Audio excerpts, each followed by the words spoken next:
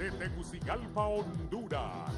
Esto es La Entrevista con Raúl Valladares.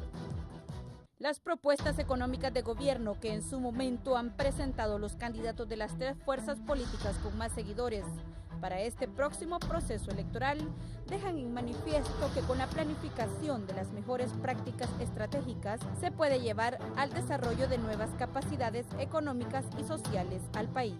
En los momentos en que se presentaron cada una de las propuestas económicas por los candidatos de cada organización política, las reacciones no se han hecho esperar.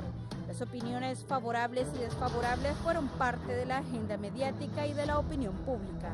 En la actualidad existen tres organizaciones políticas con mayor fuerza y posibilidades de convertirse uno de ellos en el favorito del electorado y convirtiéndose en el próximo presidente de la República. Las propuestas han sido claras y el único objetivo es convencer a la ciudadanía que su nuevo modelo es inclusivo para el desarrollo y bienestar del país. Las propuestas económicas del Partido Liberal, a través del presidenciable Luis Zelaya, aseguran tener mejores oportunidades para todos y sin privilegios para nadie, convirtiendo a Honduras en un país socialmente solidario, seguro y próspero, donde el ser humano sea el centro de la acción del Estado.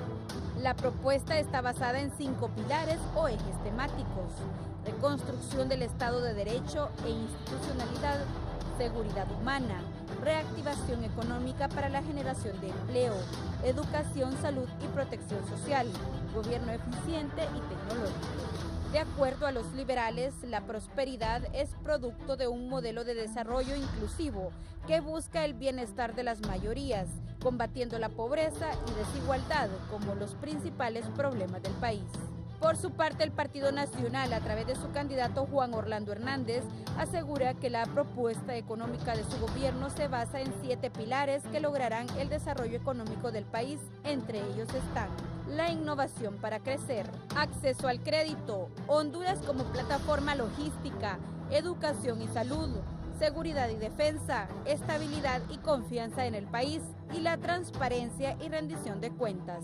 El desarrollo de estos pilares, de acuerdo a los máximos líderes de los nacionalistas, está destinado a la generación masiva de empleo en el país. La creación de más fuentes de trabajo será de manera gradual en la implantación de cada uno de los puntos. En este mismo orden, la alianza de oposición ha diseñado su plan de gobierno en 14 puntos torales, con la oportunidad de rescatar a Honduras del hambre, la pobreza y la inseguridad, refundando la República y reconstruyendo una nueva nación de prosperidad, bienestar y esperanza. Los 14 puntos torales se basan en refundación y lucha contra la corrupción, modelo económico y alternativo, seguridad ciudadana, poblaciones vulnerables, infraestructura, sector agroforestal, medio ambiente y energía, educación, salud, vivienda, agua y saneamiento, relaciones internacionales, cultura y arte y deporte.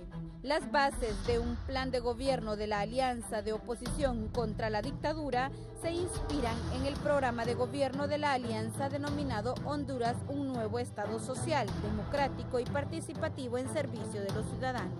El proceso electoral en el país avanza y al día de hoy solo faltan 27 días del proceso electoral y los hondureños ya decidieron por quién votar o no votar. Para el foro La Entrevista, Diana Escalante. Este segmento es presentado gracias a Empresa Energía Honduras. Seguimos trabajando con esmero.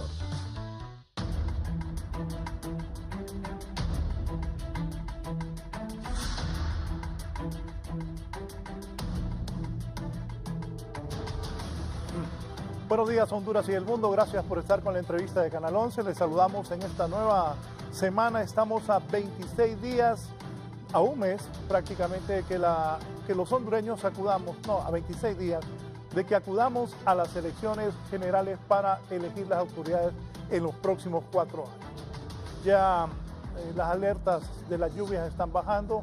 Hay muchos compatriotas. Esta mañana transmitíamos en vivo desde La Lima, donde hay gente que está a la orilla de la calle porque no puede regresar a su casa producto de las inundaciones. Se han movilizado las ayudas en todo el país, pero como siempre, desgraciadamente para Honduras, cada vez que llueve, pues los estragos son fuertes para nuestros compatriotas y para todos los hondureños que a lo largo de la historia hemos tenido que sufrir los embates de las lluvias.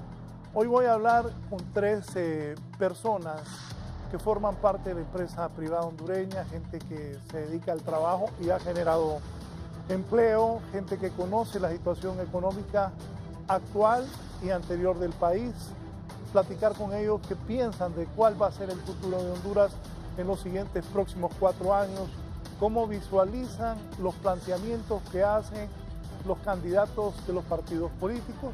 Hay 3 fuerzas en este momento: la Alianza Opositora de Salvador Narrala, el Partido Nacional de Honduras con Juan Orlando Hernández y el Partido Liberal con Luis Zelaya. Vamos a hablar con ellos. Hay 9 candidatos, con respeto a todos los demás candidatos, pero es claro que las 3 fuerzas por las que el pueblo va a decidir quién de ellos será el que va a conducir los destinos del país. Recuerden, nos puede sintonizar si usted va a salir de su casa en Radio Visión Honduras en la 90.1 en Tegucigalpa, 90.9 en San Pedro Sula, 93.5 en La Paz, Comayagua, Ciguatepeque, todo el corredor central, la 105.5 en el litoral atlántico, en Tela, en la ciudad Puerto de la Ceiba, y la 90.3 en Choluteca. Saludo a la expresidenta del Consejo Hondureño de la Empresa Privada, también de la Cámara de Comercio e Industria de Tegucigalpa y presidenta honoraria del COEP. Bienvenida, doña Juliet. Gracias por invitar. Doña Juliet Handal, que en la elección anterior también fue candidata designada presidencial por Libre. Aquí está el eterno presidente de la Asociación Nacional de Industriales. Empresario, ¿cómo está, don Tito Facusé? Ya me retiré después de 30 años, ahora le doy el campo a otra gente. Yo lo sé, aquí lo platicamos y aquí lo anunció, me acuerdo. Correcto. Bienvenido, don Tito. El empresario y expresidente de la Chico, miembro del COEP, don Alejandro Álvarez, bienvenido. Buenos días y buenos días al pueblo hondureño que nos escucha.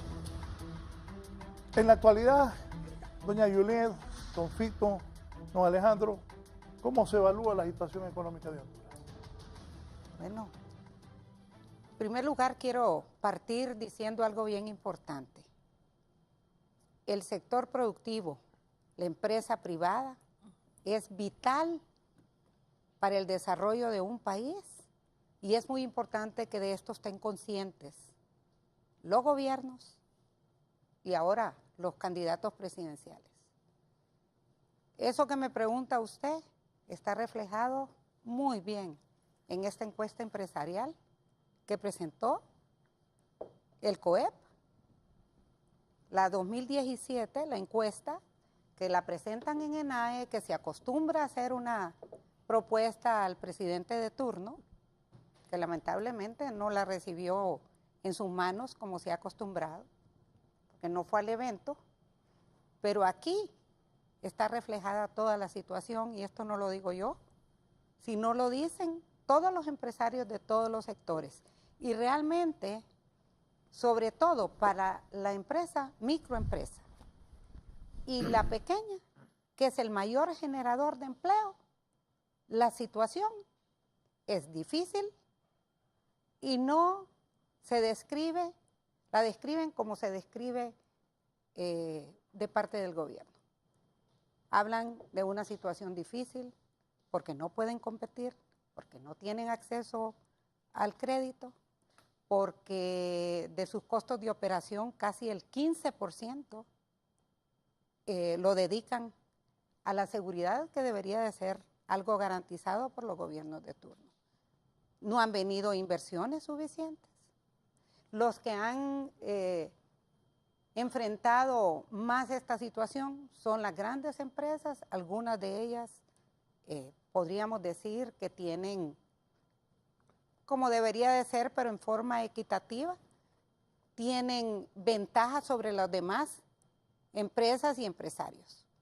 Entonces no hay equidad en ese tema. Y definitivamente el tema de inseguridad, tanto jurídica, que está reflejada en esta encuesta, como también ciudadana, hace difícil esta situación.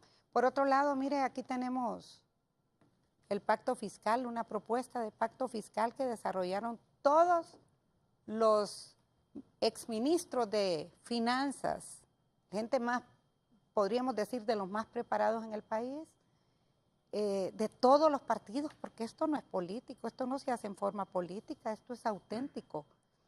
Y en esa propuesta se habla de la preocupación por el endeudamiento que hay en el país, más de 10.000 millones de dólares. Y lamentablemente tampoco esta propuesta ha sido tomada en cuenta. Entonces nos preguntamos y hay que reflexionar por qué, teniendo gente con tanto talento que ve la realidad, economistas de primera en nuestro país, que pudieran ser un apoyo enorme para cualquier gobierno de turno, independientemente de la política. ¿Por qué estas cosas no se toman en cuenta? Vea los estudios del ICEFI, del Instituto Centroamericano de Estudios Fiscales, los del FOSDE, los del Estado de la Nación en cuanto a desarrollo humano, el tema de la educación. El Banco Mundial acaba, mire, esta publicación del Heraldo, Honduras ha bajado 8 puntos en competitividad. Y entonces, ¿cómo vamos a pretender con todos esos grandes proyectos de los que se habla, que vengan inversionistas aquí cuando se habla de inseguridad jurídica? Esas son las cosas que tenemos que discutir y arreglar. Lamentablemente, y más en un año electoral, es difícil que se concentren en estos temas. De todas maneras, no se han concentrado en estos temas porque no han sido discutidos a nivel nacional, y muchas decisiones que tienen que ver con la inversión han sido tomadas en forma unilateral y podríamos decir impuestas. Y no es que el pueblo o los sectores se opongan al desarrollo de ninguna manera. Yo creo que todos queremos que vengan inversiones al país, todos queremos generación de empleo, la tasa de desempleo ha subido, la pobreza ha subido, y eso lo reflejan los estudios. La situación de la niñez y su futuro está en precario, lo dice UNICEF. O sea que esto no me lo estoy inventando. Entonces es solo de reflexionar cómo podemos decir que todo está maravilloso cuando hay estudios de la gente que más preparada para definir la situación y no se toman en cuenta estos aspectos. Sí. Don Alejandro, para usted, ¿cómo se evalúa la situación económica de Honduras? Me recordaba un profesor cuando decía que había muchos problemas en un país o en una empresa, cuando estudiaba en la Escuela de Negocios, decía que había que regresar a lo básico. ¿Qué es lo básico para la economía hondureña? Son bien sencillos, por las 3 libertades fundamentales de las Naciones Unidas, ¿verdad? El respeto a la vida, el respeto a la propiedad privada y que haya libertad, juntado con un Estado de Derecho, una separación de poderes. Es lo básico. Y otro lado que nosotros en el Consejo Hondureño de la Empresa Privada queremos enfatizar es el papel de la importancia del emprendedor en este desarrollo económico. Desafortunadamente, tanto los economistas hondureños como otros, al papel del emprendedor no se le da el valor, ¿verdad? Porque los funcionarios públicos que no han pagado planilla no saben el trabajo y de la importancia de ese papel. El generador de riqueza en un país generalmente es el emprendedor, porque él utiliza su cerebro, que es lo que han indicado últimamente los economistas, que es una economía del conocimiento, utiliza todos sus conocimientos para meterse a negocios y a nichos de mercado para que le permita dar empleo y aumentar la inversión. Entonces, cualquier cosa que cualquier gobierno que llegue a partir del 26 de noviembre tiene que regresar a lo básico: libre mercado, facilidades que nos permitan invertir. El asunto de los impuestos tiene que ser revisado. El 1.5% de impuesto sobre el volumen de ventas como impuesto de la renta tiene que ser definitivamente eliminado, porque hay que recordar de que un país no puede enfatizarse en proyectos en los cuales se enfaticen para que pocas empresas sean demasiado millonarias, y que es importante que sean millonarias, pero que también los otros grupos de personas que están metidos como pequeños y medianos empresarios participen de ese desarrollo. Y de ahí pues, la importancia de que el gobierno de la República que llegue le permita la libertad de mercado que necesitamos nosotros hondureños para invertir. Ahorita, así como está la situación de los fiscal, definitivamente es bien difícil que la pequeña y mediana empresa pueda estar reinvirtiendo sus utilidades porque no las tiene, no las han quitado. Y por otro lado, recuerde que al aumentar el impuesto del 12% al 15%, al ciudadano común y corriente le quitaron también capacidad de compra. Entonces, al pequeño y mediano emprendedor nos han quitado capacidad de invertir y al ciudadano de a pie le han quitado la capacidad de comprar. Entonces, hay que volver a lo básico. Si no lo hacemos así, definitivamente apenas la pobreza, mire, decía aquí Juliet, realmente que creo que el último dato que pude leer solo se ha reducido en 15 años 2.8% la pobreza. Creo que anda en 60.9% los hondureños, estamos en pobreza y hay un 38% en extrema pobreza. Y esa pobreza solo se puede reducir con crecimiento y desarrollo económico y mayor empleo.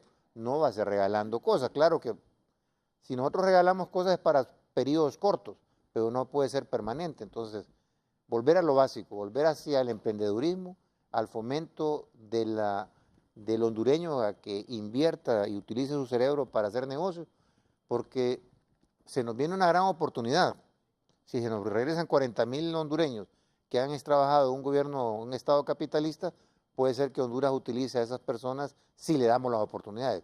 Pero si regresan esas personas con la actual situación en que está, ahí sí tendríamos problemas. Entonces, el país tiene definitivamente que volver a hacer una vuelta de calcetín y permitir de que los hondureños tengamos libertad económica en el país.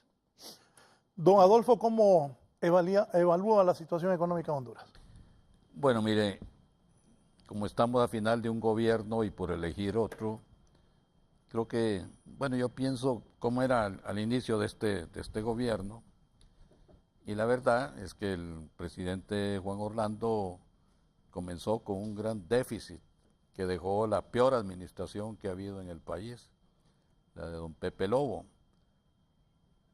Es decir, en ese momento se destruyeron prácticamente todas las instituciones públicas, se saqueó el seguro social, se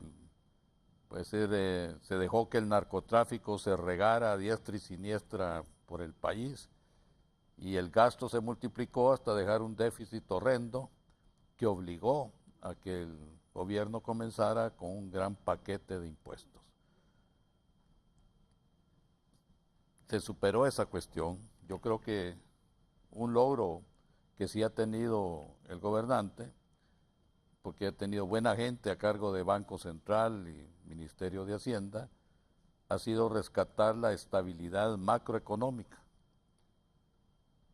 Pues ya no hay esos grandes déficits. A pesar de los impuestos, sin embargo, siempre siguen habiendo déficits. O sea que lo que se hizo fue aumentar el gasto. Pero es un logro y lo reconocen el Fondo Monetario, y ahí vienen estas calificadoras de riesgos, Moody's, Standard & Poor's, y dicen de que la cosa está macanuda. Perdone, aquí lo había notado. Durante el presente año, el actual gobierno ha recibido 2 calificaciones favorables de firmas evaluadoras como el Fondo Monetario y Standard & Ahora, Poor's. hay que explicarle, mire, digamos, la última calificación de Moody's, que pasó de B2 a B1, uno dice, pues es una mejora, pero eso en términos del sistema de calificaciones de Moody's es para gente que compra bonos del gobierno y le dice, bueno, ¿cuáles son las probabilidades de pagar? Y la calificación de B1, que es mejor que la de B2, siempre habla de que esta es una economía especulativa. Es como que si alguien manda al hijo a la escuela y saca 20% de calificaciones, entonces le dan B3. Después aumenta y saca 40% de calificaciones, y ese es B2, y ahora está en 45%, y es B1, siempre está aplazado. Pero es una mejora, es decir, yo quiero plantear de que no es como llama, es decir, han habido avances. Y el otro avance que ha tenido que ver es que ha sido pues un desarrollo extraordinario de la fuerza militar, un cambio profundo en la fuerza policial, y sí ha tenido algún resultado en cuanto a la lucha del narcotráfico y la restauración es decir, del prestigio de la policía, en donde la cuestión no le ha salido muy bien al señor presidente y para todos nosotros, es que todo esto se ha hecho a un alto costo de impuestos, un alto costo de devaluación, un alto costo de endeudamiento. Nunca jamás ha estado el país tan endeudado como ahora. Y a pesar de que en el programa de gobierno don Juan Orlando promete control del gasto y de la deuda pública, está terminando aumentando la deuda pública en 700 millones de dólares. O sea, de que ya hay una tendencia desbordante al gasto, ¿verdad? Y que solamente lo puede pagar con nuevos impuestos o devaluando más la moneda. De ahí es donde viene de que un gobierno en esa situación realmente nos están descapitalizando a todos nosotros. Si usted tiene, por ejemplo, su plan de retiro en el INJUPEN, en el IMPREMA, y ese dinero al final se compran bonos del gobierno y usted los va a recibir dentro de 20 años cuando se jubile, en 20 años, con una devaluación del 5% anual, se van a ver devaluados 100%. O sea, lo que usted va a recibir dentro de 20 años no va a ser nada, va a estar devaluado 100%. Entonces, una manera extractiva de cómo le sacan a la población el valor de sus ahorros y los ocupa el gobierno. Si el gobierno los ocupara en hacer infraestructura, pues no estaría tan malo. Pero la verdad es que el gobierno ha fallado en todas esas cosas. No puede manejar el gobierno de Honduras, no puede manejar lo que siempre se manejó por parte de los gobiernos. Es decir, quebró la ENE, la dejó con 27 mil millones de lempiras de deuda, y entonces ahora ya no la maneja el gobierno, la manejan unos colombianos. Es decir, destinó las carreteras a una compañía privada, ya se quitó de encima el gobierno esa responsabilidad, pero nos dejó pagando peaje. Y así el gobierno más bien, en vez de hacer inversión y infraestructura, se ha retirado. La salud está totalmente descuidada. El seguro social, después de 5 años, todavía no se recupera.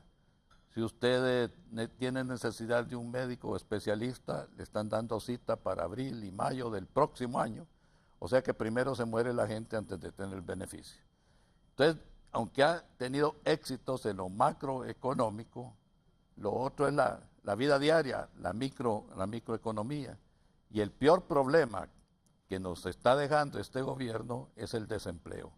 No ha podido abatir el desempleo. Las altas tasas de impuestos que están cobrando le están impidiendo resolver el problema del desempleo. Porque si él recoge más dinero de impuestos, menos vienen las empresas y menos se genera empleo. Entonces, no hay forma de salir de eso. O baje el gasto del gobierno, que le está prometiendo, pero que no está cumpliendo, más bien se está endeudando más. Y entonces cada vez crece más la presión de la gente que está desempleada. Antes esta gente que estaba desempleada se iba, resolvía el problema emigrando, pero esa puerta se está cerrando. Y yo no veo nada que el gobierno esté haciendo para ayudar a resolver el problema de los emigrados. Y eso se podría resolver creando oportunidades en el agro, pero el sistema en que ellos sueñan no está diseñado para el agro, para la persona que tiene 5 vacas y quiere aumentar a 10 vacas. Él dice que va a crear un nuevo sistema financiero y no se puede andar jugando con el sistema financiero. Es decir, realmente, tenemos el problema de que puede enredarnos a nosotros en una vorágine de gastos, es decir, y la trata de salvar verdaderamente con medidas populistas, regalando confites y haciendo fiesta. En este caso es la bolsa solidaria y los parques. Bueno, entonces, si uno está en el parque jugando, pues no se va a preocupar de que no está trabajando. Pero uno no quiere la gente en el parque, uno quiere la gente en la empresa, en la fábrica, fabricando cosas. ¿verdad? Aunque sean pequeños talleres y pulperías. Esa es la riqueza del país. Entonces yo creo de que, es decir, hay una serie, como se llama, de proyectos megalómanos. Es decir, eso que va a meter toda la plata del mundo en el corredor seco. Es decir, si aquí realmente hay una competencia que se llama Panamá. Panamá no es seco, es mojado. Tiene un canal ahorita el triple de grande. Al lado tiene una carretera extraordinaria que va a lo largo del canal y tiene un tren. Entonces nosotros no vamos a competir contra Panamá. Deberíamos de meter esa plata en desarrollar el resto del país, abrir carreteras adentro del país. Pero no, es una cuestión de que se vea la carretera bonita, pero el otro se está muriendo de hambre allá al lado del cerro. Y proyectos que han estado celebrando como la solución de todo, como el Plan 2020, ya se le olvidó. Ya se le olvidó. Ahorita solo queda que el turismo es lo que va a sostener. Entonces es una cuestión como de promesas. Dice, y vamos a crear los sedes y van a venir millones de empleos. Van a venir grandes empleos a invertir. No van a venir a menos que no les cobre impuestos. Y si esa es la medida para que haya desarrollo, entonces está diciendo, entonces cuando le está exprimiendo a los empresarios con impuestos, los que están se van a fregar y no van a venir los nuevos. Entonces, el hombre recibió una situación difícil, a punta de impuestos resolvió el déficit, siguió con el gasto y se está manteniendo verdaderamente con promesas. En el camino, pues se voló la Constitución. Es decir, cuando uno quiere seguridad jurídica, quiere decir si estas son las condiciones bajo las cuales se estructura el poder en el gobierno. En primer lugar, hay un presidente cada 4 años. Para cambiar eso de conformidad con la Constitución, tiene que irse a un plebiscito. No se puede cambiar por jueces, porque los jueces no están por encima de la Constitución. Entonces empieza con una inseguridad jurídica, porque si puede volarse la Constitución, se puede volar cualquier ley. Entonces, veo decir de que pues el hombre ha hecho tarea muy bien en ciertas cosas, pero en la parte grave que le afecta a todo ciudadano, es sin chamba. Es decir, los que no tienen chamba, ¿por quién van a votar en estas elecciones? ¿Van a votar por la esperanza del que les ha impedido tener chamba? ¿O van a votar por la esperanza del que dice, bueno, yo he hecho? Es decir, es que aquí... ¿Y quién dice eso? Yo he hecho. Hay 3 candidatos, Nasrallah, Juan Orlando y Luis Zelaya. Bueno, mire... ¿Quién es el que sí puede generar trabajo? Miren, si uno los juzga así, yo creo que el presidente Juan Orlando tiene la visión de un legislador, de que se puede resolver todo emitiendo una ley. Dice, hay tal problema, es decir, y vamos a emitir una ley. Hay tal situación y vamos a emitir una ley. El ingeniero más bien, Luis Zelaya, bueno, por ser ingeniero tiene una mente totalmente distinta, una mente de construir. Lo que ha hecho es construir una gran universidad, una de las mejores universidades en América Latina ahorita. Nasrallah ha tenido una vida, es decir, como empresario realmente de la publicidad, exitosa. Entonces, como dijeron antes aquí mis compañeros, no es lo mismo alguien que está acostumbrado a ordenar a los que están acostumbrados a hacer, a macanearse para tener las cosas. Es decir, no se puede crear riqueza por un decreto. Aquí el gobierno no puede sacar un decreto y decir, artículo único, se ordena que todo el mundo sea rico en Honduras. Eso no funciona. Tiene que dar oportunidades para que la gente agarre sus centavos, ahorre, invierta y siga hasta creciendo. Y no tiene que meterle trabas. Y no solo son los impuestos. Mire, yo trabajo en la micro y la pequeña empresa. Yo dirijo una fundación que tiene más de 250,000 micro y pequeños empresarios. Y le puedo decir, aquí es un dolor de cabeza poner una pequeña empresa. Son 174 trabas que le pone el gobierno enfrente para poder operar legalmente. Y como no opera legalmente, entonces lo acosan los de los impuestos en la mañana y los de la extorsión en la tarde. Esos son los problemas de la gente, que no se resuelven con un decreto. Entonces, como digo, hay que reconocerle los méritos que tiene el señor, es decir, recibió un desastre, pero también hay algo curioso. En ese desastre aquí no se castiga a nadie. El señor Lobo sale acusado en el juzgado federal de los Estados Unidos de haber recibido sobornos por $500,000 y de dar contrato a los cachiros. Y no se le acusa. Entonces el sistema judicial aquí no se aplica, no es justo. Si el sistema judicial, es que el mismo presidente dijo que le caiga quien caiga. Ya la Maxi ya anunció que está preparando una acusación contra el presidente López, pero eso no viene del gobierno. Es decir, hay rumores también de otras cuestiones como esas, de la interferencia de los narcotraficantes, que incluso yo veo, mire, y esta es una cuestión ya más subjetiva, de que el gobierno actual yo siento que tiene el apoyo del gobierno de los Estados Unidos por la tarea que ha hecho contra el narcotráfico. Pero si la misma gente de gobierno sale que está en muchos casos asociados a los narcotraficantes, tarde o temprano va a cambiar esa política de los Estados Unidos, porque se están dando con la piedra en los dientes. Están apoyando una lucha contra los narcotraficantes que están haciendo gente comprometida con el narcotráfico. Entonces, estas cuestiones de ver para adelante. Nosotros no queremos pues que el gobierno fracase, queremos que el gobierno triunfe, pero que deje espacio para que la gente pueda trabajar, para que pueda haber inversión. ¿Qué tal si el señor Trump termina sacando el 1.000.000 de hondureños? Este país no tiene solución con esta política que seguimos de desempleo.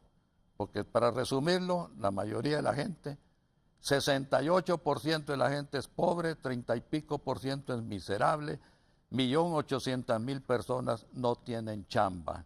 Y eso no se resuelve. Voy a meter una ley resolviendo el problema. Bien, voy a hacer la primera pausa comercial y continúo con mis tres invitados. Doña Juliet Handal, expresidenta del Consejo Hondureño de la Empresa Privada, don Adolfo Facusé, expresidente de la ANDI, y don Alejandro Álvarez, expresidente de la Chico, empresarios que analizan la situación económica, el futuro del país y cómo visualizan los planteamientos que nos hacen los candidatos presidenciales Luis Zelaya Medrano, del Partido Liberal de Honduras, Salvador Narrala, de la Alianza contra la Oposición, y Juan Orlando Hernández, candidato del Partido Nacional y presidente de Honduras.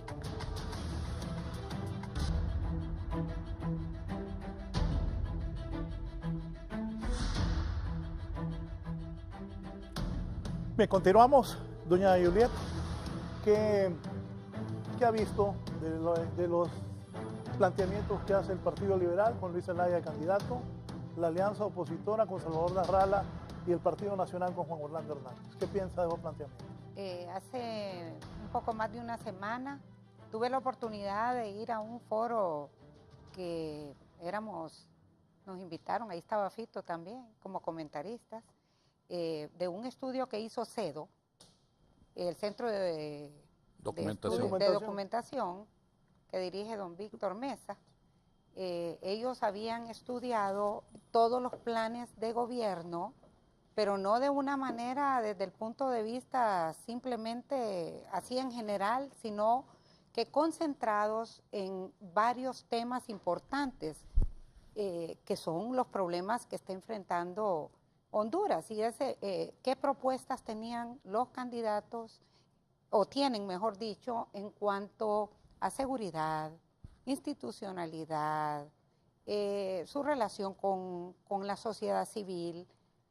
O sea, fue muy interesante. Y llama la atención que todos mayormente están preocupados, y lo expresan en sus planes de gobierno, con el tema de la institucionalidad. Y eso es bueno, que todos piensen en la institucionalidad, porque aquí lamentablemente nos sentimos indefensos. Yo creo que, y en el tema de seguridad también hicieron hincapié, trabajo también, el desempleo,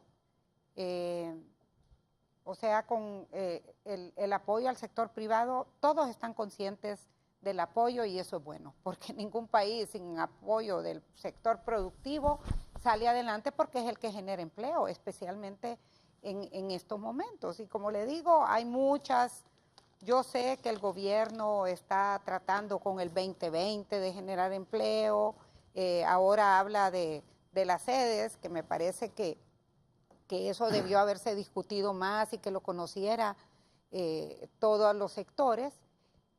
Sin embargo, el desempleo sigue y entonces parece mentira, a veces con cosas más sencillas, con estudios, se pueden lograr resultados sin necesidad de generar nuevos proyectos inmensos que, aunque ambiciosos, a la larga no van a dar el resultado que se quisiera.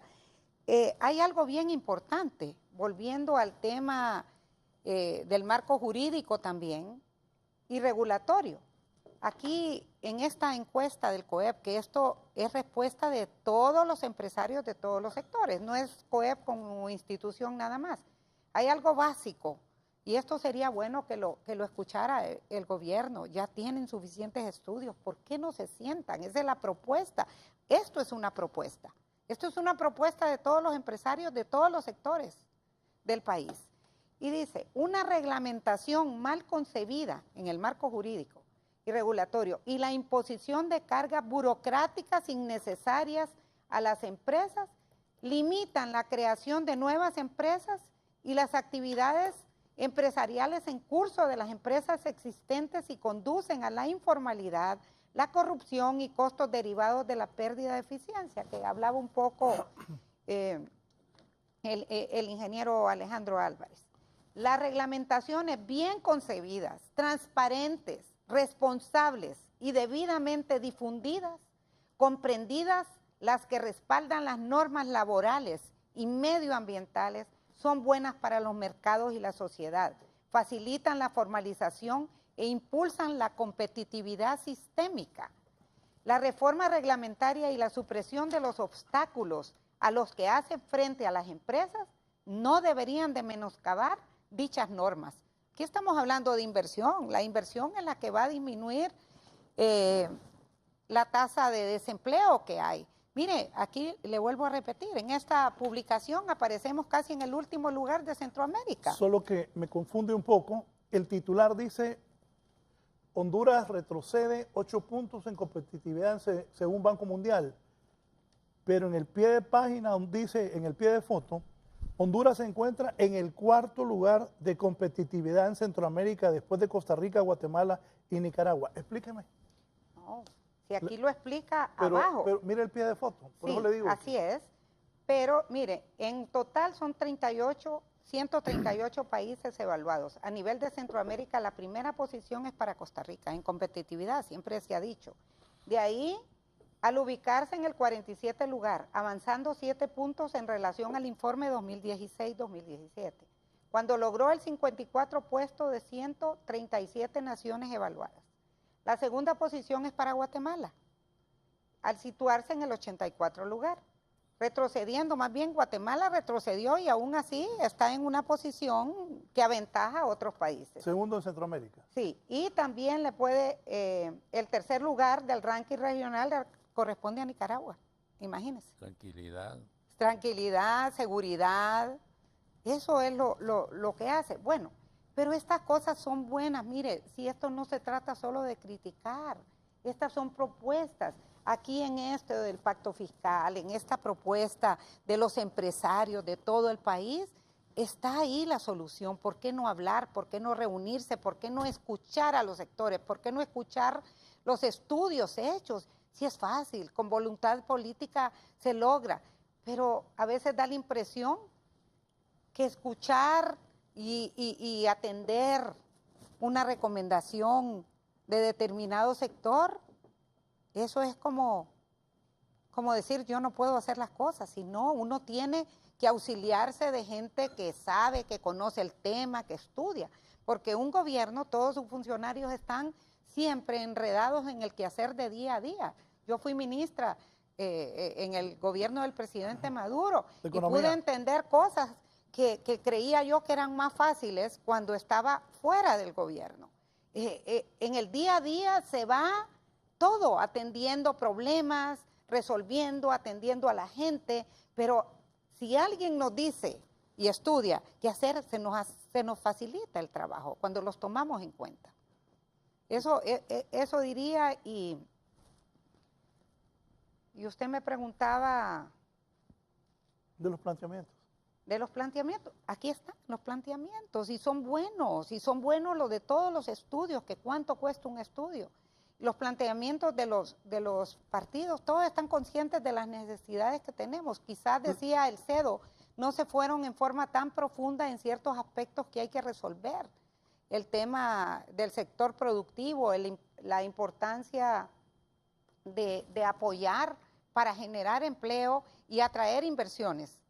Sí, esto es para los tres. Ofrecen, para el caso, se ofrece, será correcto que ofrezcan que la gente más pobre no va a pagar servicios públicos.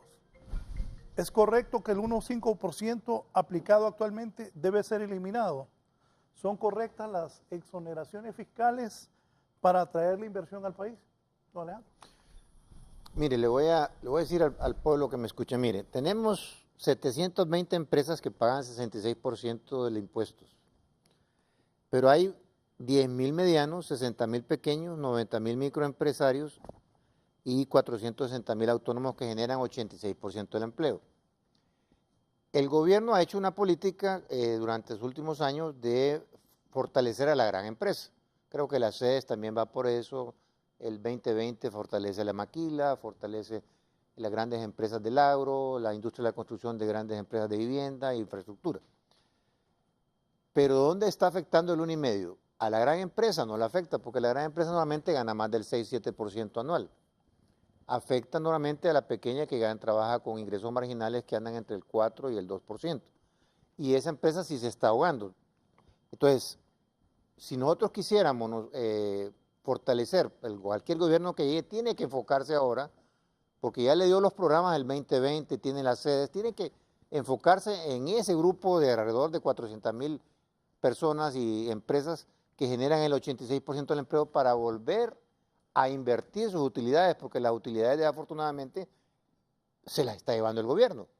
Y ese es el problema que tenemos para eso. De ahí es importantísimo, y a pesar de que nosotros le decimos como COEP, quítese 1,5%, el gobierno no nos hace caso. El gobierno tiene que enfatizar nuevamente que ya el 1,5% ya no le funciona. ¿Por qué? Porque ya tenemos lo que se llama la factura. Entonces nosotros, yo no puedo ahorita hacer ningún gasto si no me dan una factura que está por el SAR. Entonces, si yo tengo una utilidad menor del 2% y el gobierno me va a quitar el 1,5%, es confiscatorio, no me da tiempo de reinvertir las utilidades. De ahí que la clave de todo esto, y eso es importante enfatizarlo, como decían algunos norteamericanos, que se llama George Linden, la clave para crecer es unir la política económica con la economía de las empresas. Ahorita tenemos que salir con un gobierno en los próximos 4 años de que vuelva a unir al resto de las empresas con la economía. Y la única manera que tenemos es tener que reducir ese 1,5%, porque es fatal. Mire, por ejemplo, se habla de libre mercado, pero si de repente el precio del mercado en El Salvador de los frijoles está más alto que aquí y usted quiere exportar, no se lo permiten. O viene el gobierno y pone, y si tenemos aquí problemas, si subió el precio del frijol, el gobierno tiene un decreto de congelamiento de precios, con el maíz, con el arroz. Entonces, esas personas que se dedican al agro a sembrar eso, no van a sembrar el siguiente año. Por eso nosotros siempre tenemos que el 50% de nuestros alimentos son importados porque no somos capaces. El otro elemento es la libertad económica. No hay una libertad económica. En Honduras se nos acusa de que somos un país capitalista. No es un país capitalista, es una simbiosis de un montón de medidas. Yo diría también que es un país intervencionista. Por eso es que decía este señor, libre mercado, libertad económica y controles inteligentes para que permitan. Ahorita, por ejemplo, hablan mucho de Trump, pero ellos han reducido tremendamente el desempleo. Con solo ciertas medidas que ha tomado Trump, que se le acusa de mucho. Ahorita quiere tener un programa de reducción de empleo, de reducción de impuestos, y nosotros no lo queremos tomar. Más bien aquí queremos hablar y hablamos más de incremento de impuestos. De ahí la importancia de que el elemento importante que somos nosotros los empresarios nos deben ver como amigos, no insultándonos como normalmente lo hacen algunos funcionarios del gobierno, sino que ver que realmente que nosotros somos los que pagamos los impuestos y damos empleo, debemos ir de la mano, y ese es el principal, digamos, pecado que ha cometido los últimos gobiernos, que al emprendedurismo no le han dado la importancia adecuada. Don Fito, Nasrallah ofrece que los pobres, los más pobres no paguen energía eléctrica. El 1.5% aplicado actualmente debe ser eliminado. ¿Son correctas hablar de exoneraciones fiscales para atraer inversión al país? Mire, le voy a decir una cuestión. El señor Nasrallah publicó, antes de que saliera el plan de gobierno de la Alianza, creo que eran 12 propuestas para la empresa privada. Y la verdad, a mí me gustaron mucho, me parecieron excelentes. En resto del planteamiento ya tiene temas que son para mí más discutibles, pero en cuanto a empresa privada, Nasrallah está en el camino correcto. Incluso, y habla ya abiertamente de la derogación de algunas cargas, de las cuales ahorita ha estado hablando don Alejandro, que están, es decir, impidiendo la instalación de empresas. O sea que él entiende al problema de la economía, ¿verdad? Y hace propuestas congruentes.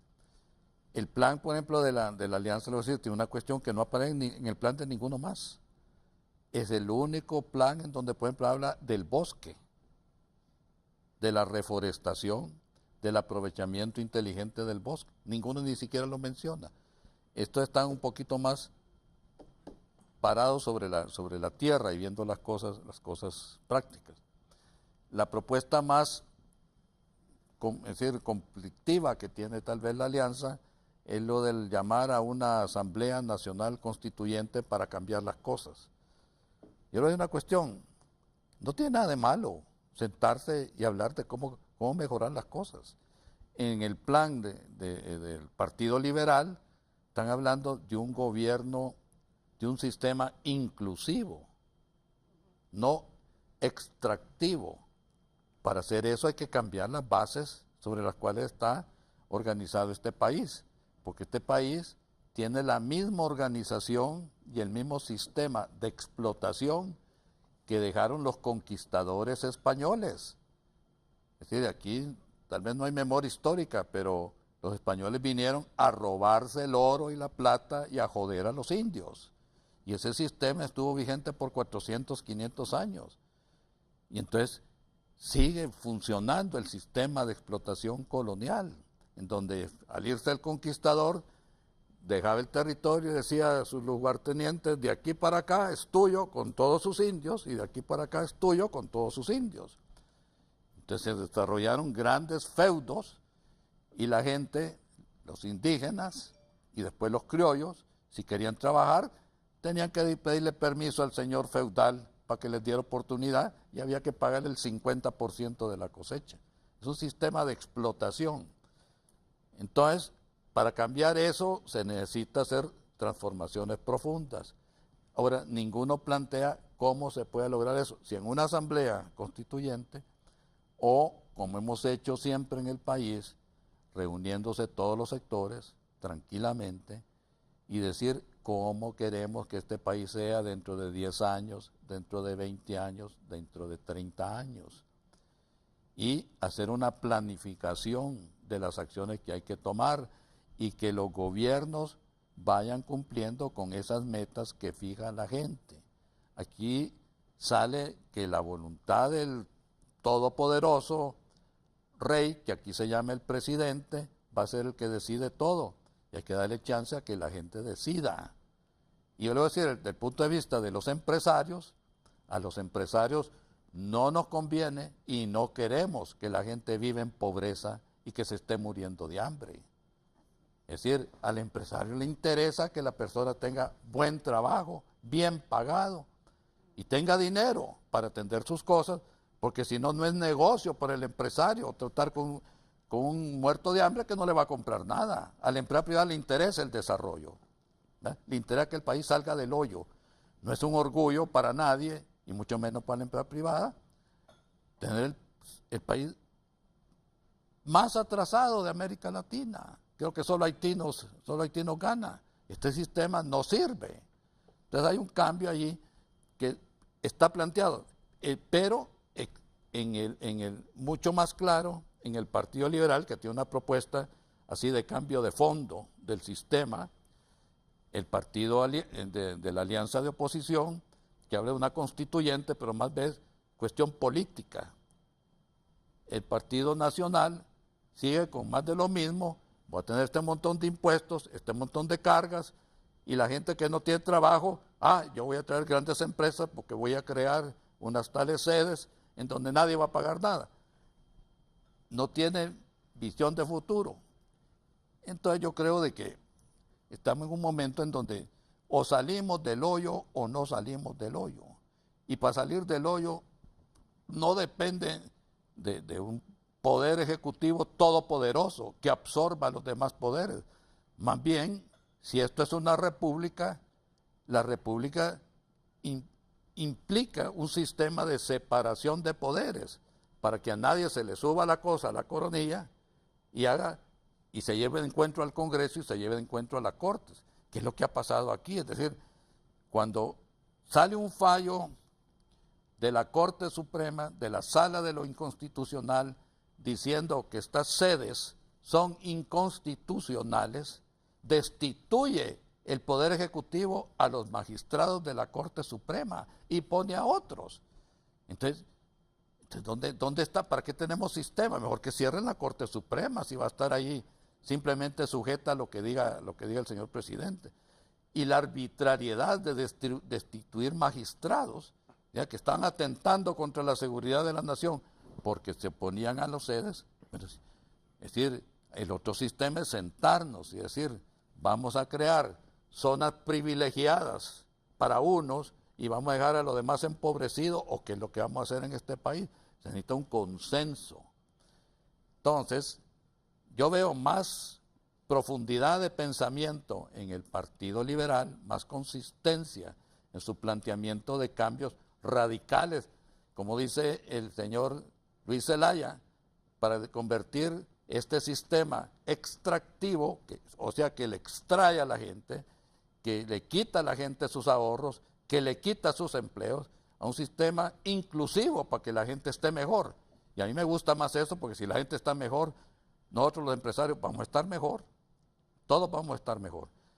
El sistema, como lo ve la alianza, en donde, bueno, una convocatoria, una asamblea, pero que solo va a haber aspectos políticos y no va a haber lo demás, porque un congreso no va a estar debatiendo sobre las cuestiones económicas. Es decir, se necesita, como tenemos ya ciertas organizaciones, como el Consejo Económico y Social, por ejemplo, donde están los trabajadores, está el gobierno, está la empresa privada, y de ahí han salido muchas iniciativas buenas. Eso lo tenemos que multiplicar para incluir a otros sectores y llegar a un planteamiento. Y tenemos pues la promesa de más pan y circo, que vamos a seguir regalando estufas, que vamos a seguir regalando, poniendo parques, que vamos a regalar el bono, pero no habla de que vamos a poder crear empleo con esos malditos impuestos con que están matando la iniciativa privada. La que ya está jodida, y nadie que es inteligente va a venir aquí para que lo jodan. Entonces, tiene que resolverse eso. Si el señor presidente se logra reelegir, ojalá que entienda que el problema principal de este país no es el gobierno, es la gente que se está muriendo de hambre porque no tiene chamba, y que eso conduce a la criminalidad. Yo anduve en campaña hace unos meses y me metí por todas las zonas marginales. Ahí no hay chamba. Un muchacho ahí que era de las maras, le digo, ¿y usted qué hace? Bueno, yo robo, me dijo. ¿Y cómo es eso? Le digo, pues sí, miren, yo tengo una mujer, 2 hijos, están enfermos, dice, y hoy todavía no les he llevado la comida, porque yo he pedido y no he podido conseguir chamba. Mira. Entonces, una vez que termine esta reunión, yo voy a hacer mi trabajo, yo robo. Bueno, digo, pues honradamente, si yo tengo una familia que está muriendo de hambre y está enferma y no tengo trabajo, yo robaría también, porque hay que sobrevivir.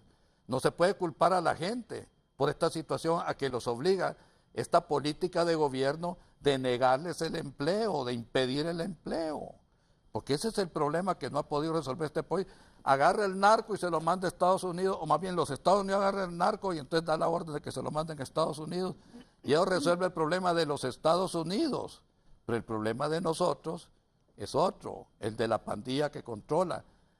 Hay 542 barrios en Tegucigalpa y 40% de esos barrios no los manda el gobierno, los mandan las maras. Y a pesar del equipo, ¿cómo se llama? De la enorme inversión en Fuerzas Armadas y en policía, no puede contra una mara de un barrio. ¿Por qué? Es decir, no está en su interés. Entonces, aquí el problema, como le digo, yo veo que empieza a haber un cambio, y el cambio se entiende de que lo que hemos tenido hasta ahora no ha funcionado, o si ha funcionado ha sido para crear el país más pobre de América Latina, y que hay que cambiarlo. Y ojalá se cambie de una forma inteligente, buscando el consenso de todos los sectores, incluso de todos los partidos políticos, fijándonos metas a largo plazo y tareas a hacer por los distintos gobiernos, ¿ya? Y emprender la tarea. Es decir, eso no se resuelve, no hay ninguna fórmula que diga, usted hace esto hoy y mañana ese país ya es rico. Se necesita un tiempo y un consenso, y no es cuestión de consenso que solo una persona decida lo que se va a hacer en este país. La gente tiene que ponerse de acuerdo, y en Honduras siempre hemos podido ponernos de acuerdo cuando nos han convocado a todos los sectores y vemos el bien público y no el interés individual.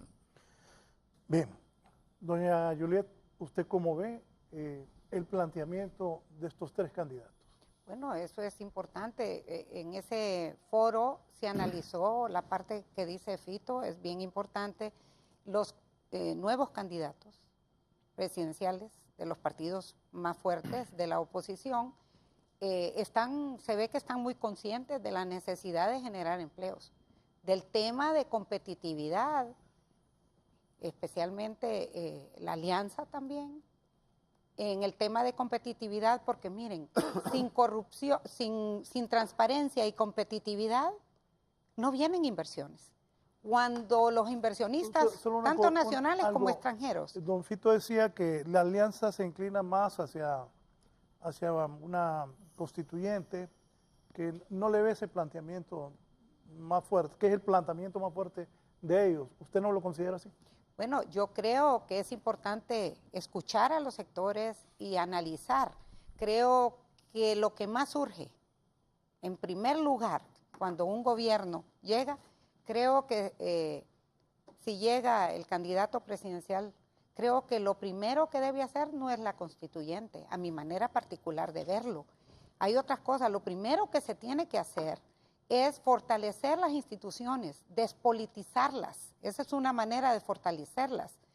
Y de hacer, como decía Fito, un consenso con todos los sectores, porque ahora no sé si son escuchados o a veces se les llama para escucharlos, pero se termina haciendo lo que está incluido en la agenda o lo que se pensó. Entonces, es bien importante ese tema de la competitividad. Como le digo, no es prioritario. Y la productividad, miren, es bien claro.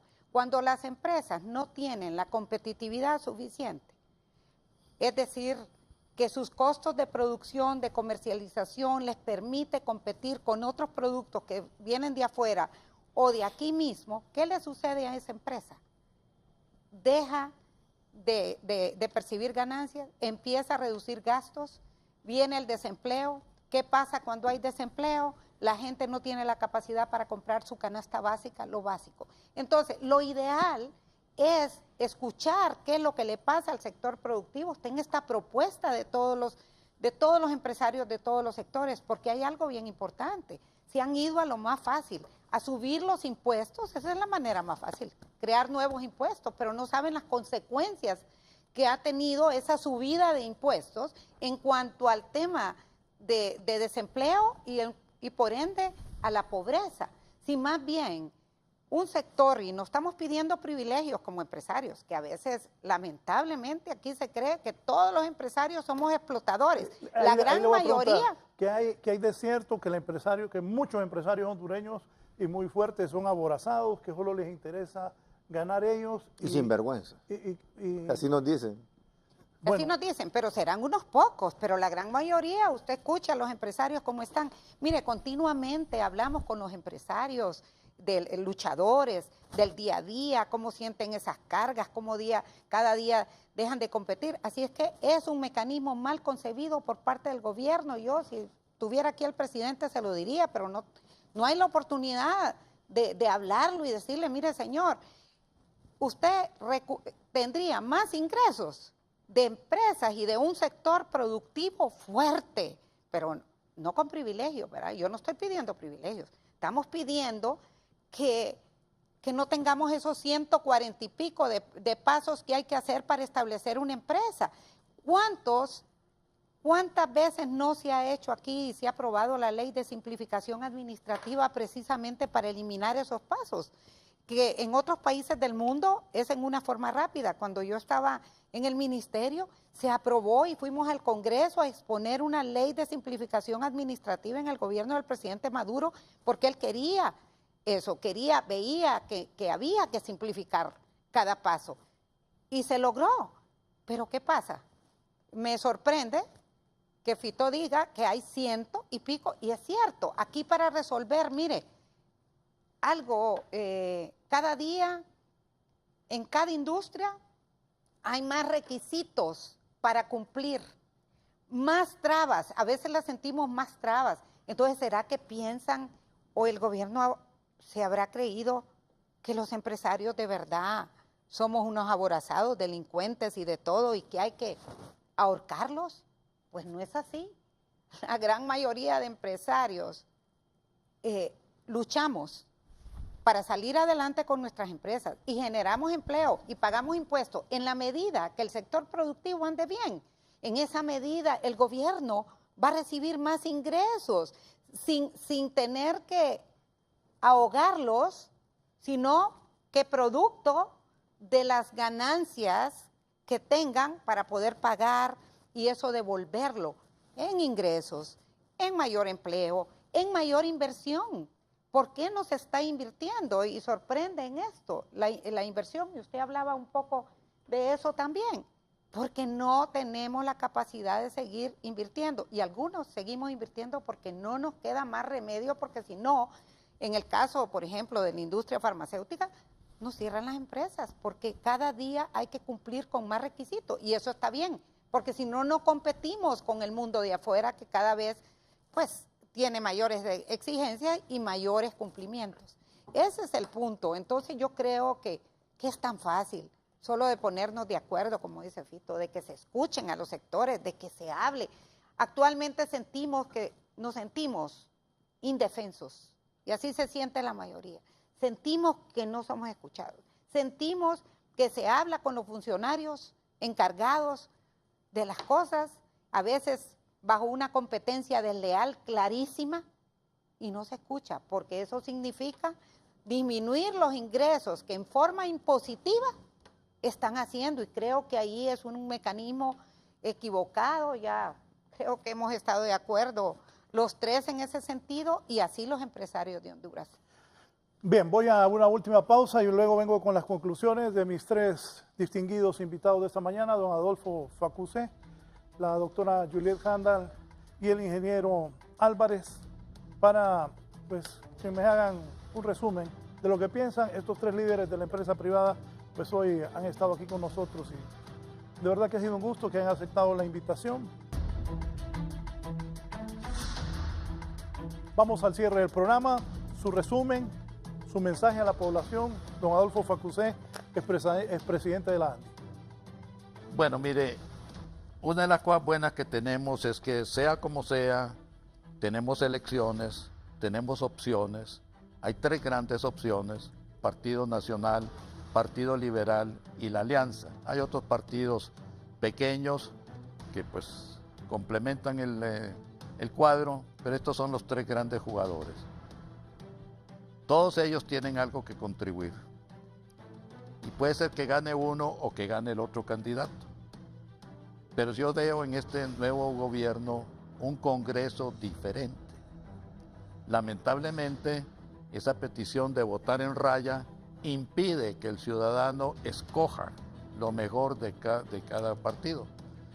En Francisco Morazán son 23 diputados que hay que elegir, y como son 10 partidos, son 230 fotos que salen ahí, chiquititas. Yo ya me tengo que poner los anteojos para ver la cara y no sé quién diablos son cada uno. Entonces, ese voto en raya es una maldición en contra de la democracia.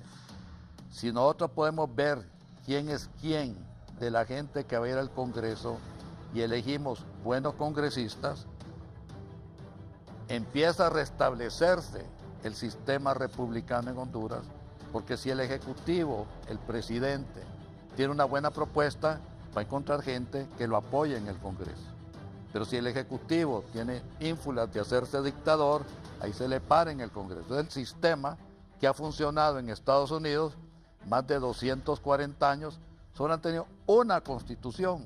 Nosotros hemos tenido 14 constituciones y no resolvemos el problema porque no nos amarramos a los principios básicos que decía don Alejandro.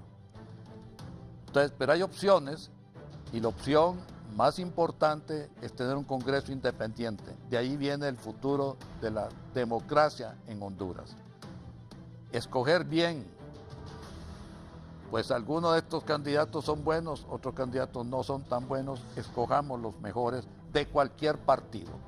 Yo soy liberal, pero yo no voy a votar por todo el mundo en raya, yo voy a buscar los mejores en mi partido y en los partidos de los demás. Puede ser que en algunos de los partidos chiquitos que tienen buena gente. Nosotros necesitamos una diversidad de criterios e inteligencia en el Congreso Nacional.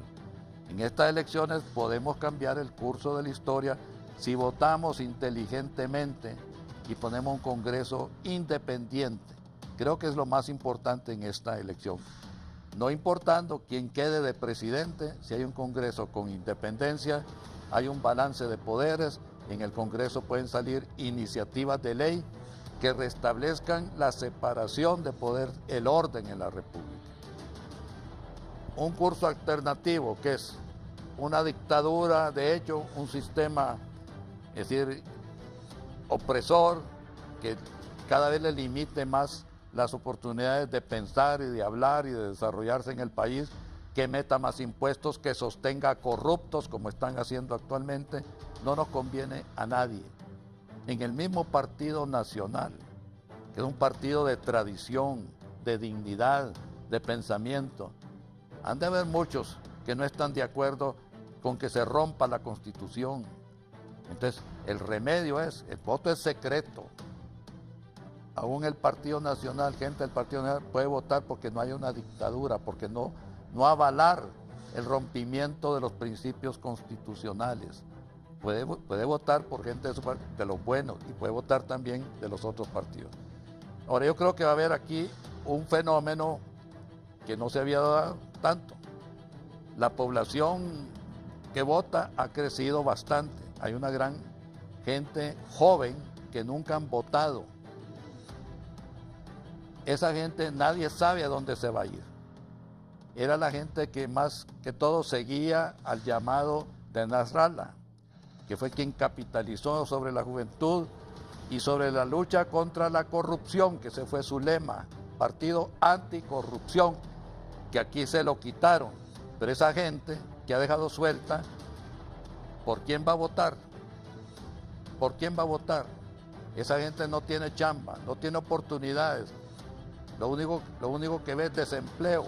¿Por quién va a votar? Por un sistema que ya probó que no puede atraer la inversión y generar empleo. Por una promesa de una asamblea constituyente. O va a votar por un partido que vuelve por sus fueros y por sus principios. Entonces esa gente creo yo que va a ser bien decisiva. Es suficiente gente para decidir quién va a ganar entre los tres candidatos o tres partidos que se disputan. Gracias, don Adolfo. Muy bien. Doctora Yureja. Bueno, hay un punto que no hemos tocado aquí y que nos preocupa, además de toda la incertidumbre que tenemos en la parte económica, que de hecho hemos descrito un poco aquí, de la situación difícil y el desempleo que hay en el país, es el tema de lo divididos y el sectarismo que hay en nuestro país. Yo creo que quienes toman decisiones y las instituciones responsables, en este caso el Tribunal Supremo Electoral y todo en este proceso electoral, deberían de actuar en forma muy objetiva.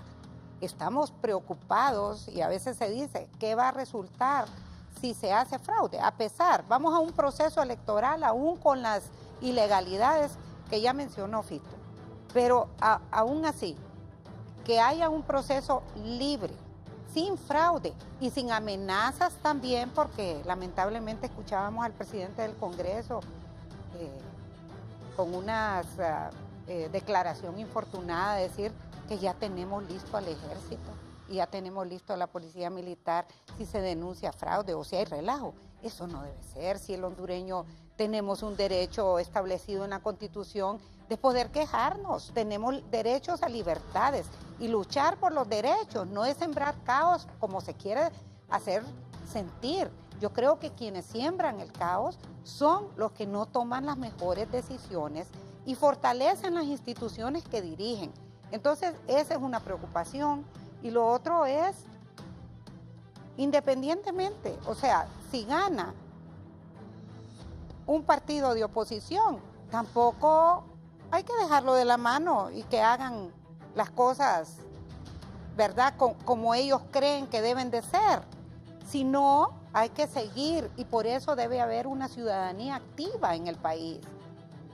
Es importante que exista democracia en el Congreso, que es donde se toman las decisiones, incluso en el último año de electoral, cuando hay un periodo electoral, deberían de prohibirse los temas de aprobación de leyes que son a veces populistas o que tienen que tocar el presupuesto. Ya estamos suficientemente endeudados, ya aprobamos que el poder absoluto no es lo más conveniente. Yo creo que hasta para un presidente es conveniente tener oposición con una crítica constructiva. Qué bueno que me digan, mira, esto lo estás haciendo mal, que me demuestren por qué lo estoy haciendo mal.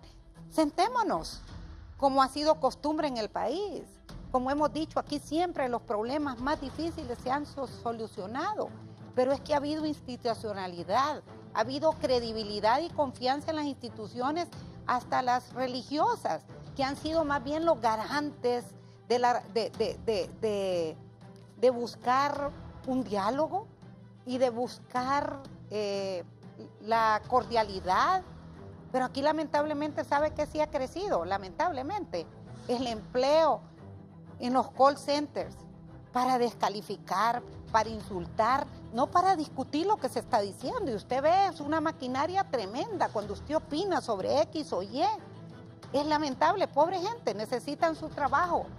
Pero eso aumenta la desunión entre los hondureños y yo creo que hacia eso debemos de ir. Pero los que más responsabilidad tienen en buscar la unión son los que toman decisiones en el país, de demostrar con hechos que hay una necesidad tremenda. Imagínense gente que no tiene en los hospitales del Estado la atención, que no tiene medicamentos, que no tiene. ¿Qué le importan esos conflictos meramente políticos? Hay que solucionar esos problemas y todos juntos lo podemos hacer. Gracias. Muchas gracias a usted. Gracias a la doctora Yulia Handal. Cerramos con don Alejandro Ángeles. Gracias. Mire, nosotros como emprendedores creemos que debemos de cambiar funcionarios públicos, políticos, los mismos nosotros empresarios y los trabajadores. Mire, por ejemplo, solo para cerrar, 5 cosas importantes. Se han invertido 450.000 millones en programas de reducción de la pobreza y solo se ha reducido en los últimos 17 años esa inversión solo apenas 2%. Por otro lado, a nivel de trabajadores, el salario mínimo en el 2008 era 2.500, ahorita tenemos 9.000 lempiras al mes, tampoco se ha reducido la pobreza. Por otro lado, como emprendedores, tenemos que darnos cuenta que cuando hay productividad, tenemos que transferir parte de esa riqueza de la productividad al trabajador para que él mejore su ingreso. El otro elemento importante que creemos nosotros, la clave para crecer es que el próximo gobierno una la economía de la empresa con la economía del país, en libre mercado, en libertad económica, en controles inteligentes cuando hay abusos y en transferencia de la riqueza por parte del empresariado cuando hay productividad. El otro elemento es que cada hondureño se dé cuenta que tiene que caminar solo. No podemos dejar que esos 450.000 millones de lempiras que el Estado dice reducir la pobreza se diga que es un fracaso completo. Tiene que ser el mismo hondureño cuando hay la libertad económica que le permita progresar.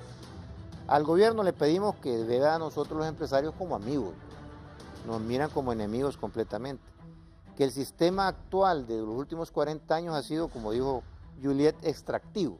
Ha sido basado en sacarle al ciudadano dinero vía impuestos y a las empresas, cuando lo que se tiene que hacer es más bien hacer a un Estado productivo y con institucionalidad, con los 3 elementos básicos que dice las Naciones Unidas: libertad, derecho a la vida y respeto a la propiedad privada y al Estado de Derecho. Gracias. Gracias a usted, don Alejandro Álvarez, a la doctora Juliet Handal y a don Adolfo Facusé, líderes empresariales que han estado esta mañana con nosotros. Los invito a que continúen en sintonía de Canal 11 y feliz semana.